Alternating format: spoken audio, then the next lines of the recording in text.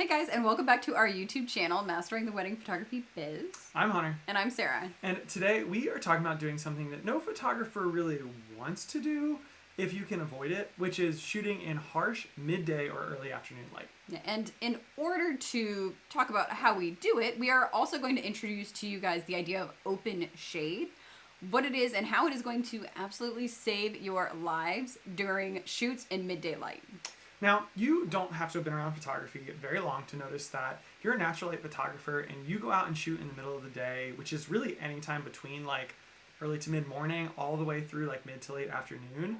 Your pictures just don't look nearly as good as they do if you go out and shoot during the last hour before sunset or the last hour after, the first hour after sunrise, which is often referred to as golden hour. Now, we have an entire blog and video all about why we believe that photographers should only shoot during golden hour. Which is here. Link up here. Sorry. Assuming they have control over their own session times. However, we also know that you don't always have full control over when and where you might be shooting. Like, if you're a wedding photographer, your coverage could start anywhere from like 10 o'clock in the morning to 2 o'clock in the afternoon and go all the way through the end of the night. So obviously, you're going to need to be equipped to shoot in really any kind of lighting situation. But even if you don't photograph weddings, sometimes you are going to be scheduling a family session or an engagement session or like a proposal, and for whatever reason, your clients just cannot meet with you during golden hour, even after you've explained how much better their photos are going to be. So that's really why we've created this video. So while golden hour is pretty much always the ideal, every professional photographer needs to know how to shoot in harsh midday light. And the key to this, like Sarah mentioned, is a concept that is generally called open shade. Now, in order to explain open shade and why it's just like a huge lifesaver for natural light photographers when shooting in the middle of the day, it's helpful to point out your alternatives when it comes to shooting in harsh light, which are also like the two biggest mistakes that most photographers make when shooting in light that is not ideal. So the first mistake is to shoot basically in full or direct sun in the middle of the day, which is what Sarah and I typically just call harsh light. And so this is when you pretty much ignore the fact that the sun is way overhead or is beating down directly into your subject's faces, and you are letting the light directly hit their faces. Yeah, and if your subject's faces are visible to your camera, this overhead light creates just some very unflattering shadows. It can actually accentuate blemishes or wrinkles, and it really draws attention to like the shadows underneath your subject's eyes and like the nose of your subject.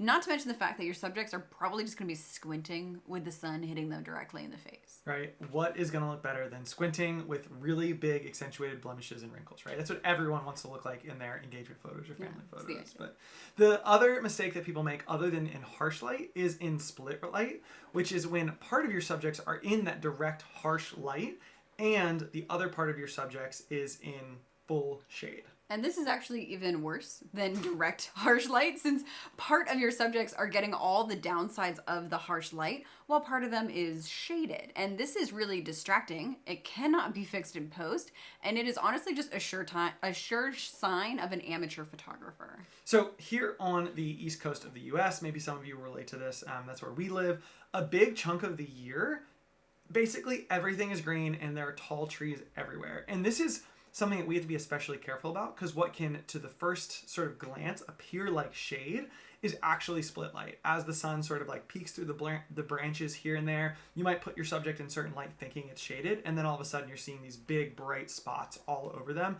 That is split light, and that is something to be avoided. So check out these two images. The one on the left was captured in harsh direct light, and you can hopefully see all of the unflattering shadows.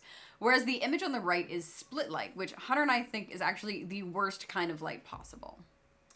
Okay, so as promised, we are going to get to tell you what you should do and not just what kind of light to avoid. So open shade is when your subjects are shaded by some object that is taller than them and is blocking the sun from hitting them, but they're not actually physically underneath that object. So in other words, your subjects aren't actually hidden beneath an awning or like below the boughs of a tree, but they are being shaded by a tree or a building that's a bit in the distance, but is still between them and the sun.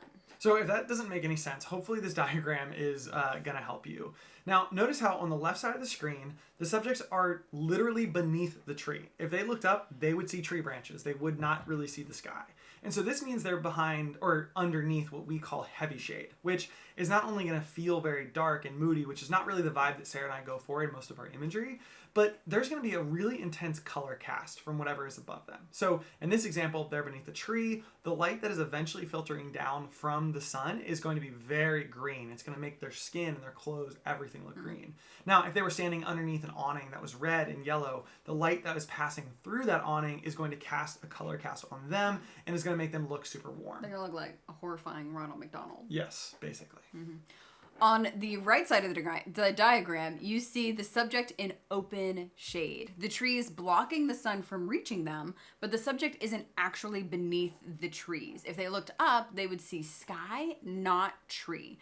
This means that they'll get the benefits of shade without a strange color cast. And so when we arrive on a wedding day and we get to the venue and it is like a bright sunny day, one of the very first things we do is look around and try to locate some open shade, some sort of tall building or tree or something. It's going to provide some shade for our subjects when we're shooting in the middle of the day, because we'd pretty much always prefer to shoot in open shade for most of the early afternoon until the sun gets a little closer to the horizon and we at least get closer to golden hour. Now, what do you do when you need to shoot in that harsh light, but there's only heavy shade available or just no shade at all?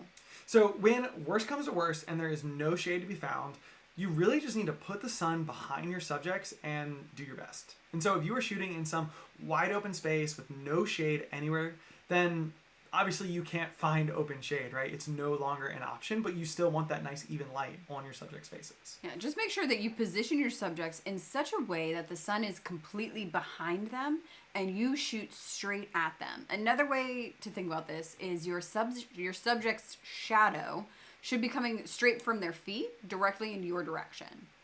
So when you do this, you're actually letting them create their own tiny bit of shade, right? The sun is behind them, and so their own head is casting a shadow forward, and their faces are in that shadow. So you're still getting some nice even light on their faces. And no matter what, some shade is always going to be better than that harsh, direct light or split light. Yeah.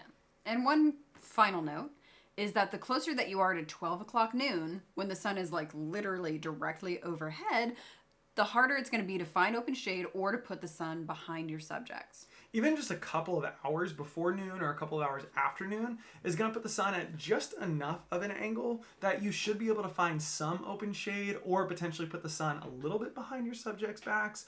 But if you are out at exactly 12 o'clock noon and the sun is directly overhead, good luck. Best honestly. of luck. Yeah. But that is it for this week. Guys, thank you for watching. If you want more great content like this, as well as tons of other tips delivered directly to your inbox, use the link in the description below to sign up for our 4 Photographers newsletter. Now, when you sign up, we are going to send you a copy of our ebook, 5 Essential Tips for Turning Your Side Hustle into a Full-Time Photography Business, as a free gift, just for you. And of course, guys, please like, subscribe, comment, all of those great things, and let us know in the comments if you have any questions. We'll see you next week.